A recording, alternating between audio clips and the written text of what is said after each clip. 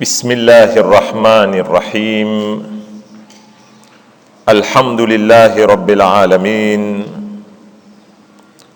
وصلى الله على سيدنا محمد وآله الطيبين الطاهرين. اللهم صل على محمد. اللهم أدخل على أهل القبور السرور.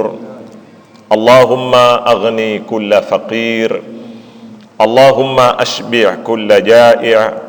اللهم اكسو كل عريان. اللهم اقضي دين كل مدين. اللهم فرج عن كل مكروب. اللهم رد كل غريب. اللهم فك كل أسير. اللهم أصلح كل فاسد من أمور المسلمين. اللهم اشفي كل مريض. اللهم سد فقرنا بغناك. اللهم غير سوء حالنا بحسن حالك. اللهم اقضي عنا الدين وأغننا من الفقر إنك على كل شيء قدير. اللهم اشرح بالقرآن صدري، واستعمل بالقرآن بدني، ونور بالقرآن بصري، وأطلق بالقرآن لساني، وأعني عليه ما أبقيتني، فإنه لا حول ولا قوة إلا بك. يقول الله سبحانه وتعالى: قال ربي بما أغويتني لأزينن لهم في الأرض ولأغوينهم أجمعين.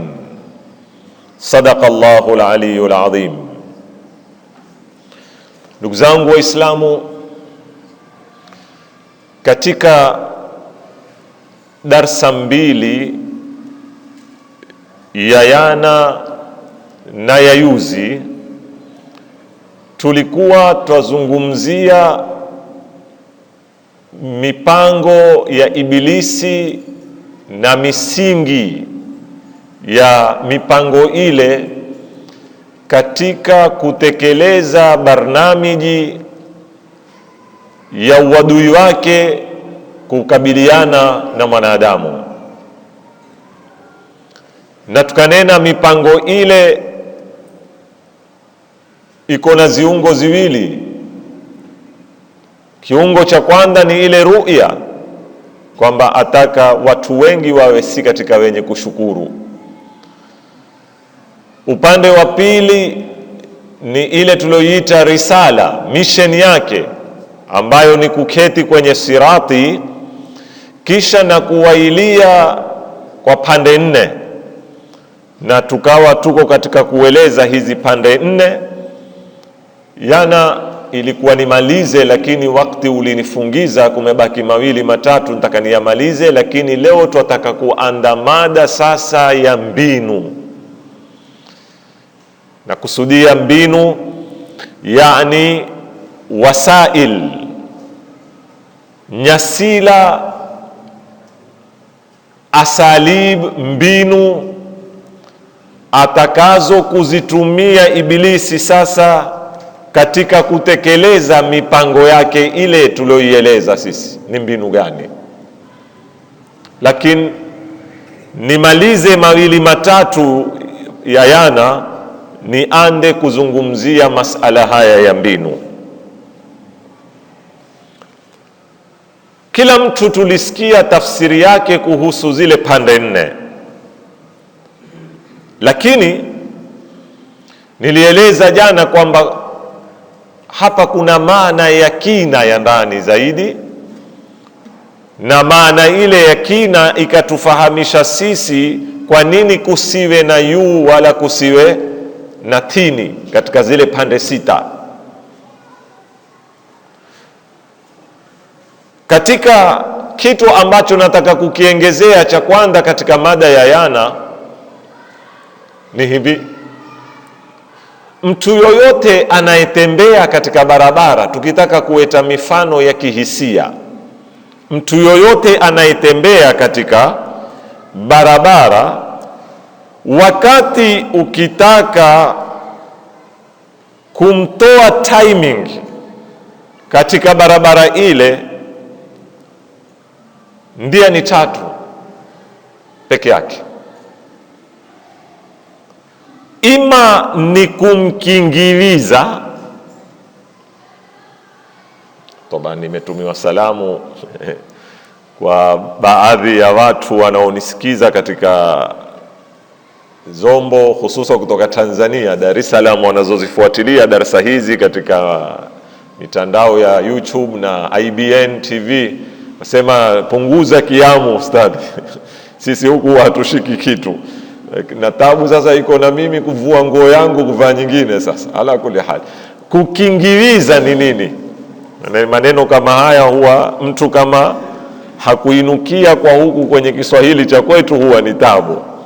Kukingiliza, neno hili amelitumia sana Mwenyezi Mungu katika Qur'ani kwa lugha ya sudduna an sabilillah, asaddu. Kukingiliza ni nini? Kukingiliza ni kukikalia kitu mbele ukakipinga kisiweze kuendelea kutembea. Mfano, magari mawili hufukuzana katika barabara. Lile gari la nyuma lataka kufanya nini? Kuovertake. Lile gari la mbele ikiwa hataki kutoa nafasi ya lile gari la nyuma liweze kumpita, huwa akifanya nini? Akimkingiliza, yani kumblock. Akia kwa huku na yeye huenda kwa huku, akirudi kwa huku na yeye huenda kwa huku, almuradi asipite. Na huwezi kumkingiliza anayetembea asiweze kupita mpaka uweko mbele yake. Sijui tumeelewana vizuri? Huwezi kumkingiliza anayetembea ili asiendelee kutembea au asipite, isipokuwa ukiwa utasimama kwa wapi?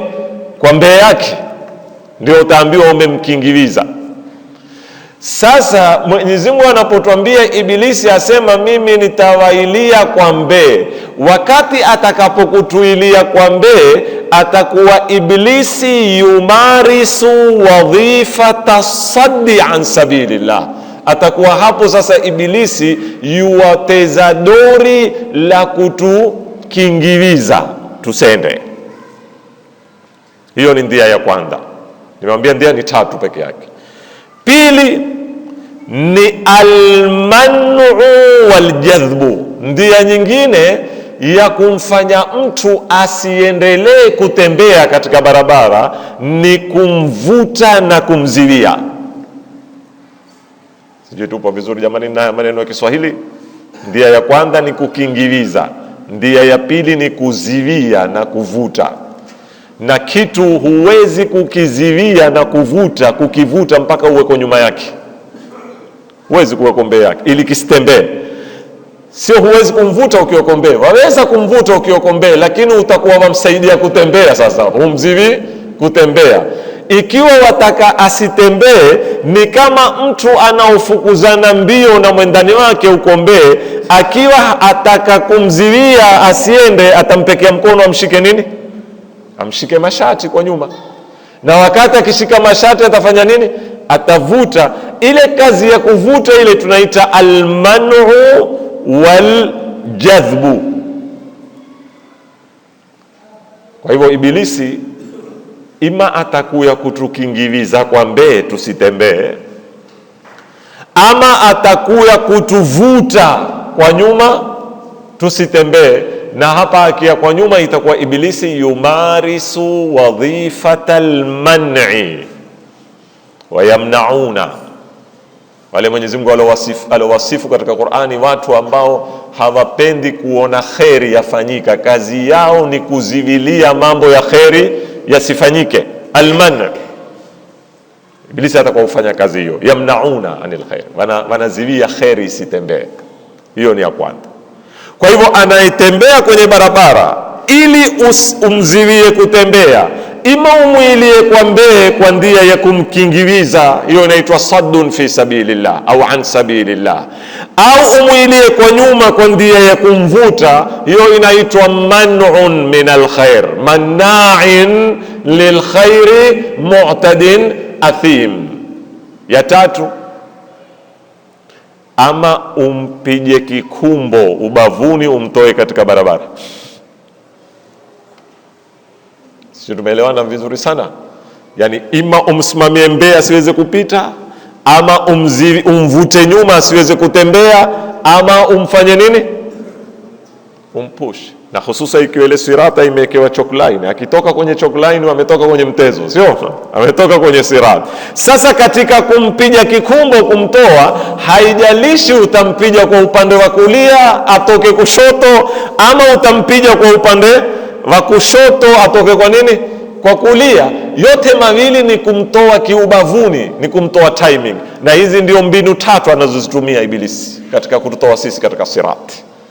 Ima hutukingiliza, ama hutuvuta na kutuziwia, ama hututegua tukatoka kwenye sirati. Vipi lakini hufanya hivyo? Hutumia nini? Akituvuta hutufunga kamba. Ikiwa hutufunga kamba, kamba zake ni zipi?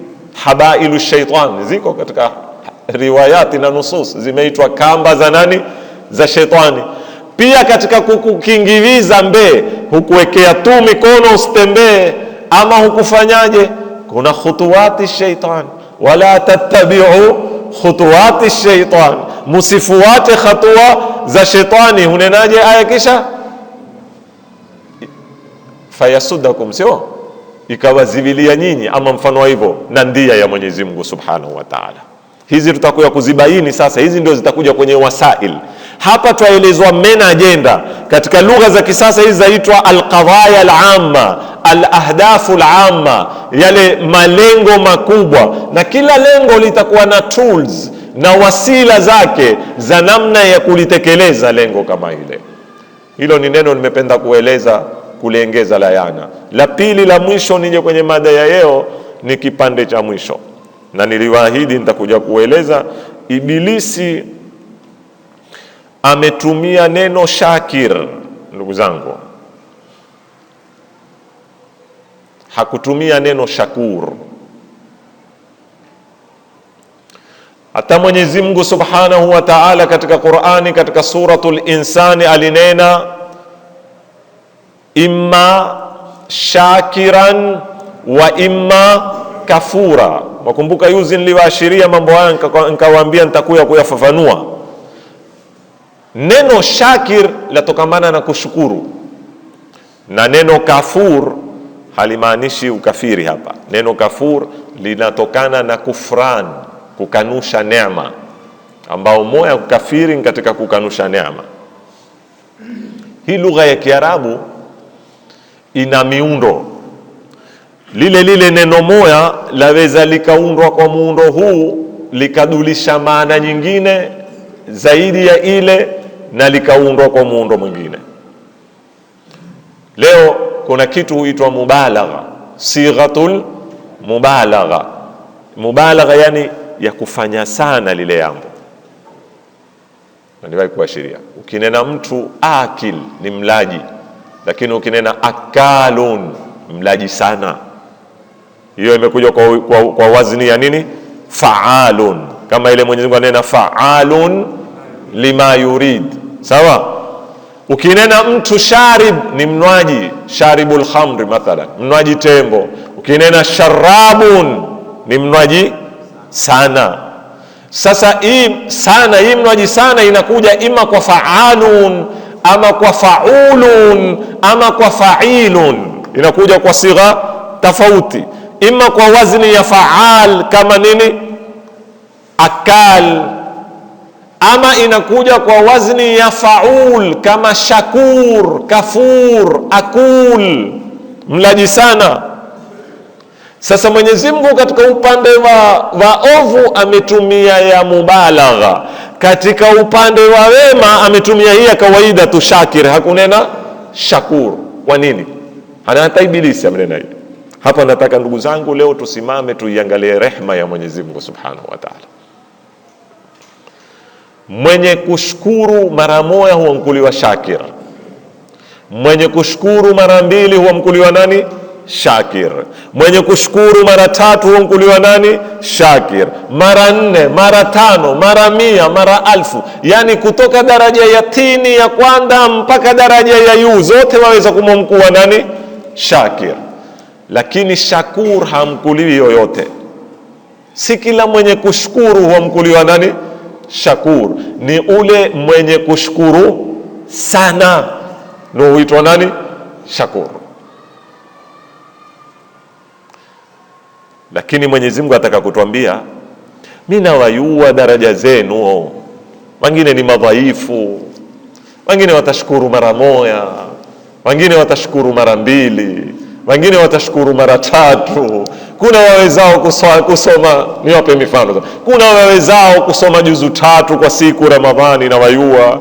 Kuna wawezao kusoma juzu 2. Kuna wawezao kusoma juzu 1. Kuna wawezao kusoma kara 1. Kuna wawezao kusoma aya 5. Lakini ukimtukua alosoma aya 5 Ramadhani siku 1, na alosoma kara, na alosoma juzu, na alosoma juzu 3, wamesoma wote ama hawakusoma? Kwa hivyo wote wamkuliwa Shakir ama wamkuliwa Shakir? Wamkuliwa Shakir. Lakini ule alosoma juzu 3 ndo aweza kumkuliwa Shakuru. Alosoma aya 10 huwezi kumkuwa nani? Shakuru. Yani Mungu ataka kutuambia, katika kunishukuru mimi nitawakubalia hata kwa kichache tu niwapitishe peponi. Katika kunishukuru mimi, na ndio kana pepo ina daraja, sio watu wote watakuwa katika daraja moja kulingana na. Lakini kwa alal jumla Mwenyezi Mungu ataka kutuambia, rahma yangu nateremka hata kuyakubali yale machache machache yenu. Na moto simtii tu kafir kwa maana ya mkanushaji neema, nitamtia kafur mpaka akanushe sana, ndio mimi nitamtia moto. Sio, mmenielewa vizuri sana? Yani atuonesha sababu za kwenda motoni mpaka ziwe nyingi sana, lakini sababu za kwenda motoni si lazima, za kwenda peponi si lazima ziwe nyingi sana. Hata kichache Mwenyezi Mungu atakikubali. Na hapa ndio akatuambia imma shakiran, hata kama ameshukuru mara 2 3, wa imma kafura, awe amekanusha sana, wewe ndio utakwenda motoni. Na ndio Ibilisi amwambia Mungu, mimi kazi yangu nataka hata ule wa kushukuru mara 1 nikupokonya. Ibilisi amwambia Mungu, wala tajidu aktharahum, hakumwambia nini? Shakurina, amemwambia nini? Shakirina. Hata wale wenye kushukuru mara 2 mara 3, mimi nataka kuhakikisha pia nimewapokonya tabia hii ya kushukuru mara 1. Hata wale wenye kusoma aya 3 kwa siku pia siwataki, sababu hizi pia zaweza kuwapeka peponi. Na mimi lengo langu nataka kuongeza watu wa wapi? Wa moto. Ndugu zangu Waislamu, hii ndio mipango ya Ibilisi kwa jumla. Kuna mwanachuoni mmoja katika kuyaeleza mambo haya, mwisho ameuliza suala hili, nataka kuliuliza mimi, nafsi yangu na nyinyi munisikizao, kila mmoja alitafutie jibu. Amesema hivi: tumemwelewa Ibilisi mipango yake? Tumeiona mipango alivyoipanga kisawasawa? Je, sisi kila tukiketi kila siku twazirudia nafsi zetu kuangalia mipango hii ya Ibilisi tutukuzie kiasi gani? Huyu ni adui yetu jamani. Mwenyezi Mungu ametuambia ni aduun lakum fattakhidhuhu aduwa. Wewe ya usasa katika siasa mathalan, una adui yako wa kisiasa, ni kiongozi wewe wa kisiasa. Ukisikia tu ameingia Muhini, ukisikia tu yana alionekana usiku hutembea mitaa ya wapi? Ya Tundani, utakuwa hulali mtana, hulali usiku, wataka information kamili ya kujua kuna nini kilikuwa kikipangwa yana Tundani usiku, na alikuwa ufuetene na nani, na huyo amenipangia mimi shimo gani. Na huyo ni adui, pengine nyinyi ni Waislamu, ni adui wa kisiasa tu.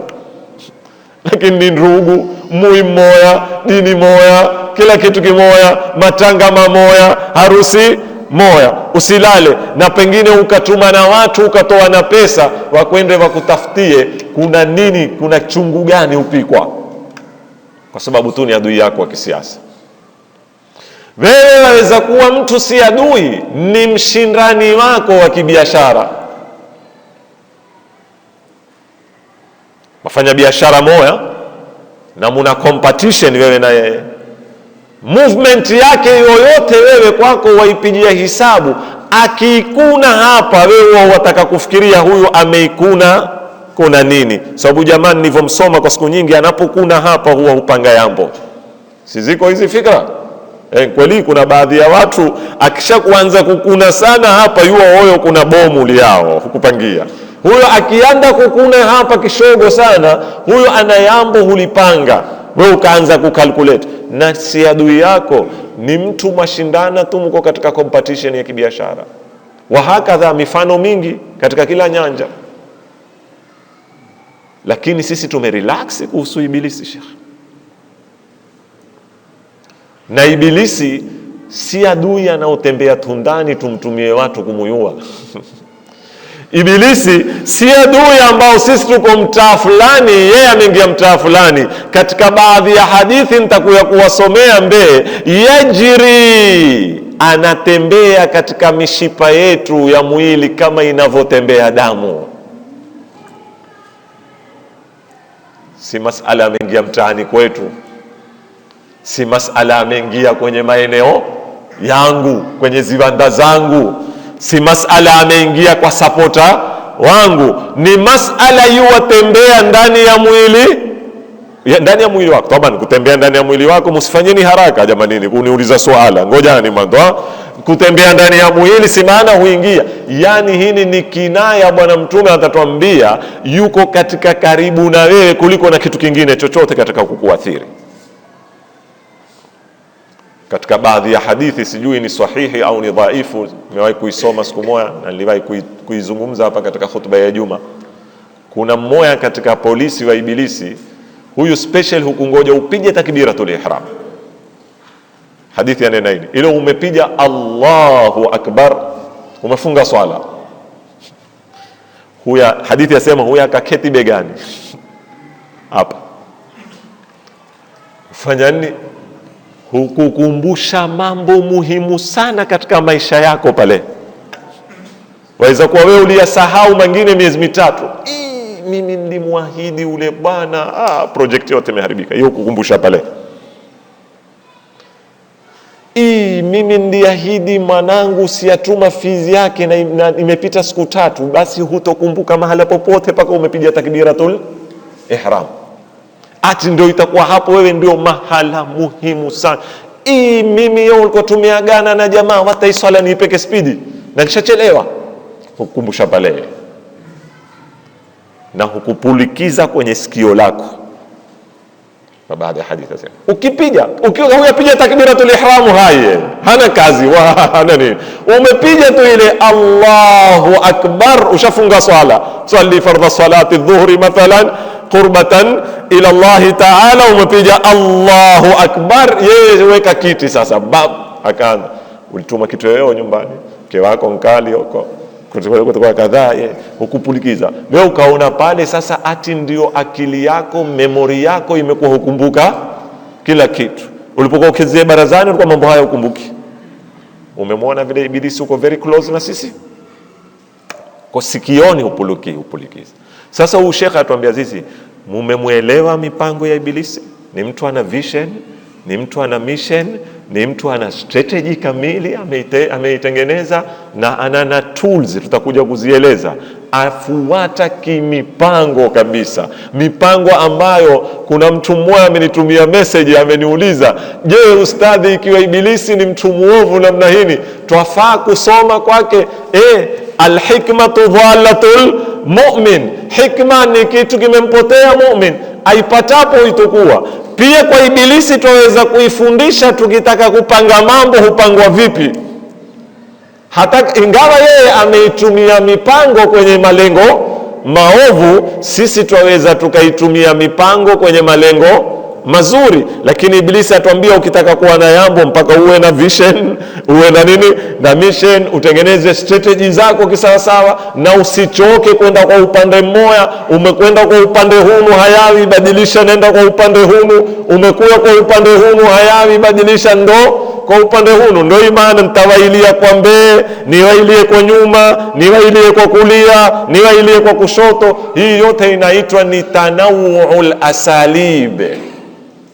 Sisi tukijaribu jambo mara moja tu likifeli, unena kwisha, shafeli. Ibilisi hachoki hata kuilia kwa kila mbinu. Je, jamanini, matanaba hizi si darasa za theory za kustarehesha akili. Hizi ni darasa ukweli wa mambo, zataka zitutayarishe sisi katika mapambano. Tutajitayarisha vipi? Na tupunguze masuala ya theory ambayo hayatusaidii katika mapambano haya. Ibilisi mwanamume ama mwanamke haichangiki, ni adui. Awe mwanamume awe mwanamke, ni adui yetu. Umenielewa? Suala nyingi tunazoziuliza sisi ni za istihlak. Je, ni mrefu ama kifupi? Yako masuala haya. Chongera kwambia, maana yake usikia watu wafupi ndio watu kuna watu wafupi ndio. Ni mwembamba. Maana masuala mingi mara nyingine yapatao wa sampuli hii na haisaidii kitu. Adui, Ibilisi ni adui. Awe ni mnene, awe ni mwembamba, awe ni mrefu, awe ni mfupi, awe ni Mwarabu, awe ni Mzungu, awe ni nini, ni nani? Ni adui. Muhimu tumjue mbinu zake na silaha zake nzipi. Hapo ndipo penye mambo. Ala kulli hal, twende kwenye tools za Ibilisi sasa. Mingi sana sasa. Nafikiri darasa hii ya kuzungumza wasaili na asalib za Ibilisi tumebakisha topic 3 tu sasa, ya tufunge darasa letu sisi. Ni hizi asalib na wasail. Ya pili ni jeshi lake ni kina nani. Ya mwisho ni sisi sasa, na strategy yetu ni ipi ya kupambana naye. Asalib zimezungumzwa nyingi katika Qur'ani, na nitajaribu kuzizungumza kwa uwezo wangu niziwezazo. Nimeweza kuzipata 18 kulingana na wakati, lakini ya kwanza ambayo tutataka kuitumia leo kuianda ni at-tazyin. At-tazyin, takuja kuwaeleza nini maana ya tazyin. Msikilize katika aya kama ile ya kuwailia kwa kuvuli na kushoto, kuna nyingine iko katika suratul Hijri. Ibilisi anena qala rabbi, alinena Mola wangu mlezi, bima aghawaitani, kwa sababu ya wewe umenijalia mimi ni mpotevu, umenihukumu mimi ni mpotevu. Ama bi tuifasiri kwa kiapo niliwaambia, sio? Na kuwapia kwa kunipoteza kwako, la uzayyinanna lahum fil ard, nitawafanyia tazyini katika ardhi. Kule nena la aqudanna lahum siratakal mustaqim, sio? Niwailie kwa mbele, niwailie kwa nyuma, kwa kuvuli na kushoto. Ibilisi atakapokuwa huya kwa mbele atatumia nini? Chombo kimoya ni hiki. Atakapokuwa kwa nyuma atatumia nini? Chombo kimoya ni hiki, at-tazyin. Chombo cha pili nitakuja kuizungumza alwaswasa. Chombo cha tatu tutazungumza pia mambo kadha kadha ya Ibilisi. Leo tusimame na tazyin. La uzayyinanna lahum fil ardi, nitawafanyia tazyini katika ardhi. Na nikiwafanyia tazyini katika ardhi, basi na hakika chombo hiki kitatekeleza lengo langu, wala ughwiyannahum ajma'in, nitawapoteza wote wakati. Nini maana ya tazyin? Tazyin, Ibn Faris katika wataalamu wa lugha ya Kiarabu anena azain. Neno tazyin asli yake limetokamana na neno zain. Hata ule anaoitwa Zainul Abidina, mzuri wa wenye kuabudu. Zaini ni uzuri, urembo, kitu kizuri. Hata neno zina limetokamana na neno zain. Zinatu, ile nena zinatul hayati dunia, ni pambo la maisha ya ulimwengu.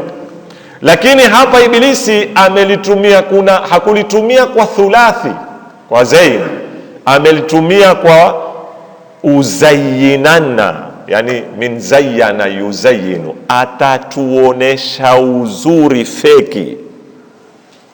Kwa lugha nyingine, atafoji mambo. Wewe leo waweza kwenda dukani, saa,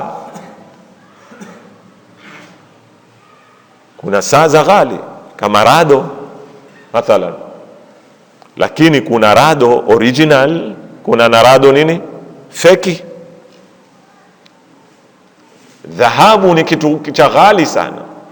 Waweza ukazanyiwa dhahabu ni dhahabu, na waweza ukazanyiwa dhahabu kama kisa kinachoendelea Kenya, ikawa mapande ya chuma umepakiwa nini, umepakiwa mai ya dhahabu tu. Koa, Waswahili wa zamani hutumia kutia koa. Kutia koa maana yake nini? Ni kupaka mai ya dhahabu kama koa, yani kama kakwa, kama kaba ukatiliwa koa kipande cha chuma kilo 3 kilo 4, ukaambiwa hii ni dhahabu, ukazanyiwa. Kumbe dhahabu ni pambo tu la ndani, ukweli si nini, si dhahabu. Hii ndio tazini atakao kuitumia Ibilisi. Kwa hiyo Ibilisi katika mbinu zake, mmoja asema nitateza mtezo wa tazini. Vipi utateza mtezo wa tazini? Asema kwa sababu hawa nikiwapekea bidhaa ya chuma niwaambie ni chuma, hawatonunua. Nikiwapekea bidhaa ya majiwe niwaambie ni majiwe, hawatafanya nini? Hawatanunua. Nikiwapekea bidhaa ya mbao niwaambie ni mbao, jamanini nunuani, hawatanunua.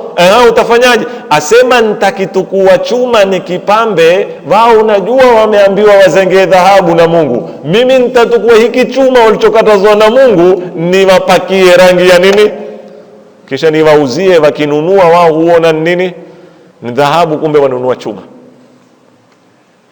Sijui tumeelewa vizuri sana. Na hii ni ghush. Ndio ile man ghashana walaysa minna, ghushi katika bidhaa. Leo twazanyiwa zitu waambiwa ni original, ukaambiwa kumbe ni feki. Wazanyiwa ghushi, waambiwa ni maziwa, kumbe ndani umetanganya na nini, na mai. Ni ghush, ni hiyo ndio tazini. Lakini kabla sijaingia kwenye tazini, napenda kuwatanabahisha kwamba kilma cha tazyin kwa miundo yake tofauti katika Qur'ani kimetumika mara 45. Ukikifuatilia katika Qur'ani, hili neno la zain kwa wizani tofauti limetumika mara 45. Lakini katika mara hizi 45 sio zote tunazozihitajia sisi hapa za kumhusu Ibilisi. Kuna zingine hazihusiani na nini, na Ibilisi. Kuna zingine zazungumza mapambo ya kimaterial.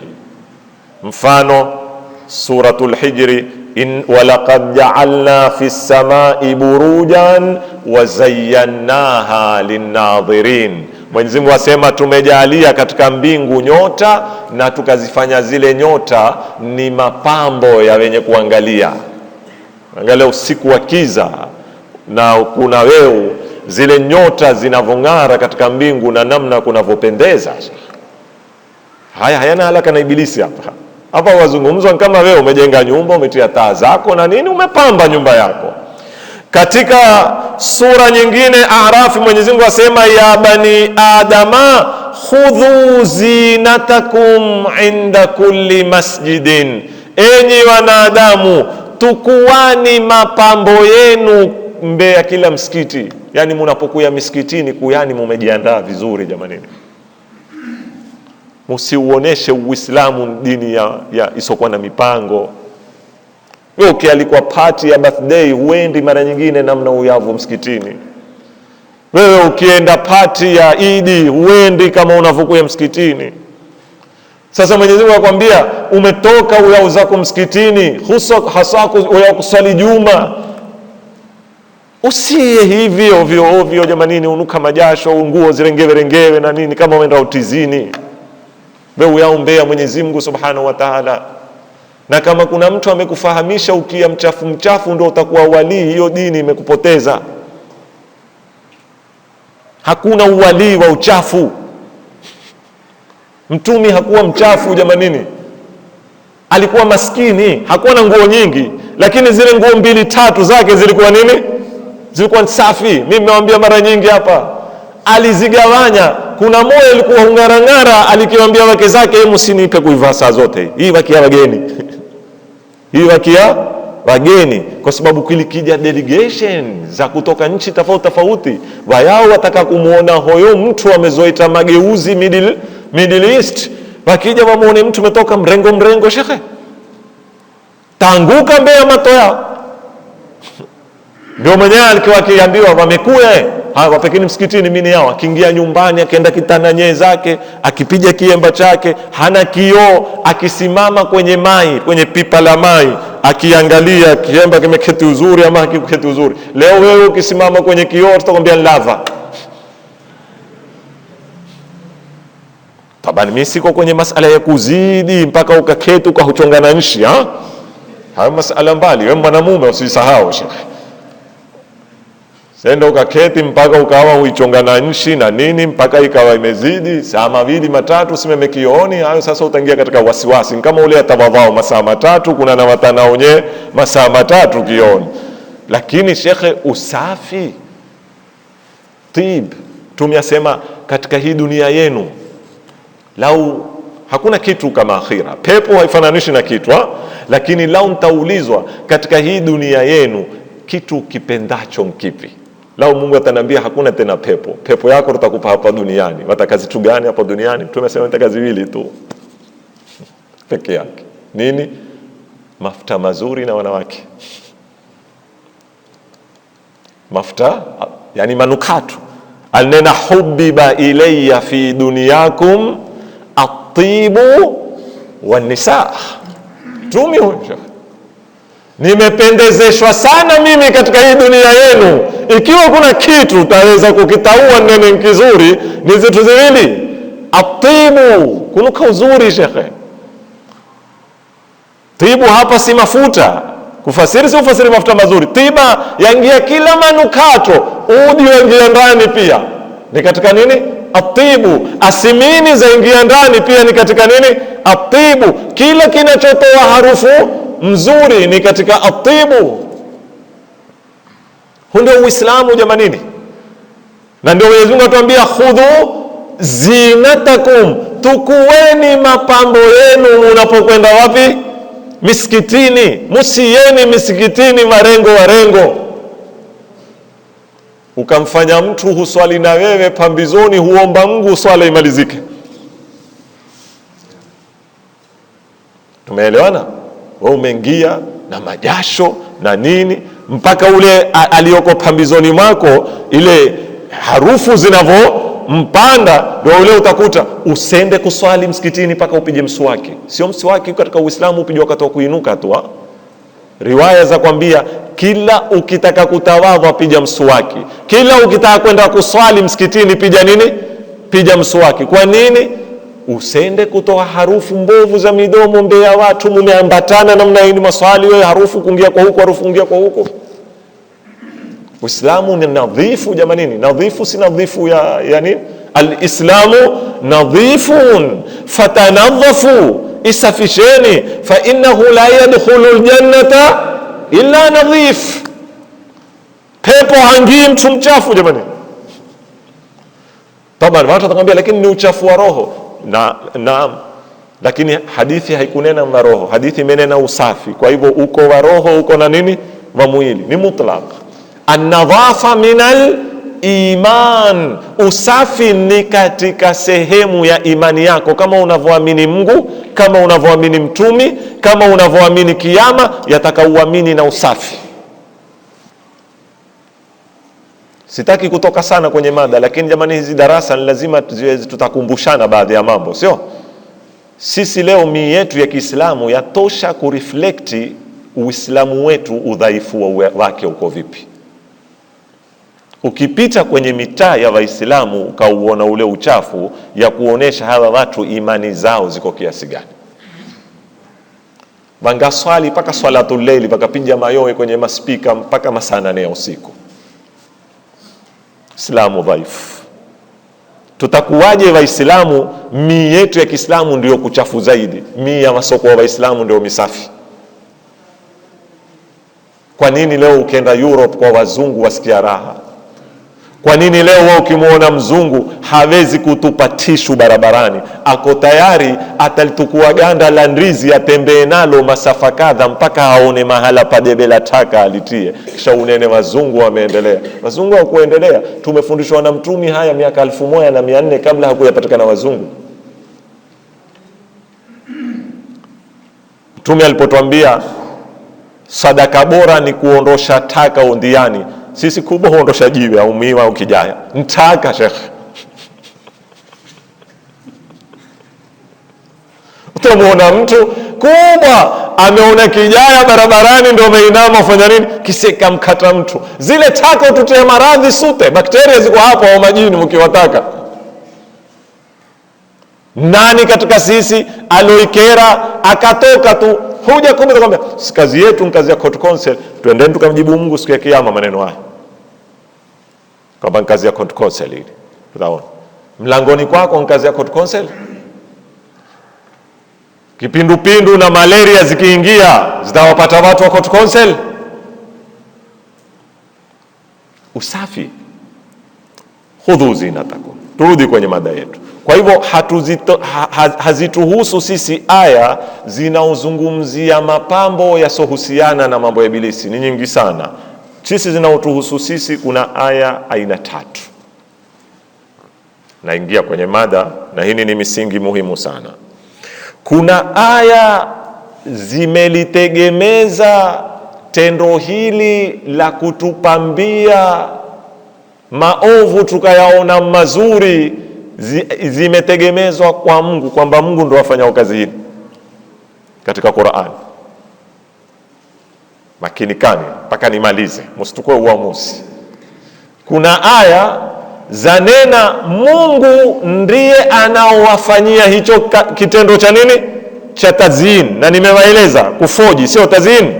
Mfano suratul An'am 108, Mwenyezi Mungu atuambia wala tasubbu alladhina yad'una min duni llahi fayasubbu allaha adwan bighairi ilm, wala musiwatukane. Waislamu mafundishwa wala musiwatukane wale wanaomwabudu asiyekuwa Mwenyezi Mungu, wale mnaoamkuwa makafiri. Hamujapoa ruhusa kutukana watu kwa lugha ya Uislamu, wala kuwatukania watu dini zao, wala miungu yao, wala msalaba wao. Ukatae tu, si uamini wewe, hujapoa tikiti ya kutukana watu. Hii ndio aya ya Qur'ani. Wala tasubbu alladhina yad'una min duni la, usiwatukane wale wanaoabudu asiyekuwa Mwenyezi Mungu. Kwa nini Mwenyezi Mungu atuambia matokeo yake yatakuwaje? Fayasubbu Allah, na wao watamtukana Mungu wenu. Ukimtukana baba wa mtu wawatakaje? Si wataka atukane babako? Ukimtukana mama wa mtu wawatakaje? Wawataka atukane mamako. Wakati atakapokutukana mamako, huwa alosababisha nani? Wewe. Wewe ndio ulomtukana mamako. Kama wewe wamuona mamako astahiki kuheshimiwa, ujue na mwenzako pia amuona mamake astahiki kuheshimiwa. Kama wewe wamuona mwanachuoni wako hafai kukosolewa, na mwenzako amuona mwanachuoni wake hafai kukosolewa. Kwa hivyo usijipe leseni ya kutukana wanazuoni wa watu ukawa mkali ukitukaniwa wanazuoni wako. Ukawa hana adabu sana ule. Taratibu shekh. Hana adabu sana. Amemzungumza, tasikia baadaye amzungumza Imam Bukhari namna hii. Wewe uliposimama ukamtukwa Imam Khomeini ukamfanya kama kitambara cha mkono, kwani hukujua kwamba yule pia mwanachuoni wa watu? Hukujua pia kwamba kuna watu muheshimu ule? Wewe uliposimama ukamwamkua kuleni kamfanya istizai. Kuna mmoja shekhe mmoja Kulaini ni kama Bukhari kwa Mashia, ndio mwandishi mkubwa wa hadithi, akaufanya istizai, kuleni jamaa, kuleni wao. Mimi nitakwambia kula Bukhari hoyo za kushota kupanda Bukhari. Sasa itakuwa hiyo. Hizi si lugha za Kiislamu. Mmenielewa? Nimezinukuu, siziungi mkono mimi lugha hizi, siungi mkono maana chuoni wa madhahabi yoyote kuvundiwa heshima yake. Nena tu fikra yake sikubaliani nayo, maoni yake sikubaliani nayo, lakini hawa ni wanazuoni wametumikia Uislamu Sheikh. Hata kama walikosea pale, lakini kazi wameifanya. Usiangalie 10 alokosa ukayawata 90. Kazi alizofanya Imam Bukhari, amefanya kazi, amekusanya zitabu za hadithi, akizunguka mui baada ya mui kuzengea nini hadithi, miaka na miaka, mpaka akaweza kutukusanyia. Binadamu si maasum, aweza katika kukusanya kwake aliingiza hadithi zingine nini si za sawa, lakini usibomoe kazi yote kwa sababu ya ikhtilafu zako wewe na yeye za kimisimamo. Naam, wala tasubullah. Napopataka ni hapa, fayasubullah adwan bighairi ilmin. Kisha Mwenyezi Mungu asemaje? Kadhalika zayyana, hivyo ndio sisi tumekuya kuwapambia. Kuna watu huona wao kutukana dini za watu ndio ibada kubwa ufanye. Kuna watu Mwenyezi Mungu asema kadhalika zayyana likulli ummatin amalahum. Sisi, Mungu anena, sisi tumewapambia, tumewafanyia tazyin. Kila umma huona yale yao ndio mazuri, ya wengine wote makafiri. Sasa Mungu hapa ametegemeza nani? Yeye ndo amefanya kitendo hiko. Hatari sasa. Kwa hivyo Mungu ndo hupanga kutupoteza.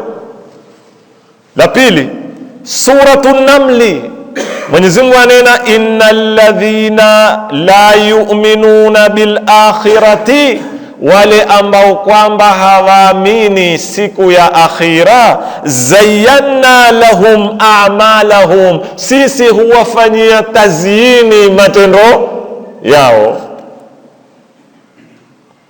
Ziwekeni kando hizo. Hilo ni kundi la kwanza. Kundi la pili, kuna aya zimenena kitendo cha tazyini hufanywa na ibilisi au na shetani, hakifanywi na Mungu. Mfano na dakika 2 asema Mwenyezi Mungu, walaqad arsalna ila umamin min qablika fa akhadhnahum bil ba'sa'i wadh-dharra'i la'allahum yatadharra'un. Nazipita haraka kwa sababu sipo tupataka hapo. Falaula idh ja'ahum ba'suna tadarra'u walakin qasat qulubuhum wa zayyana lahumush shaitanu ma kanu ya'malun. Hapa sasa anaofanya tazyini ni nani? Ni shetani. Na ziko nyingi aya kama hizo. 3, kuna na aya zimemziba mwenye kufanya tazyini fa'il.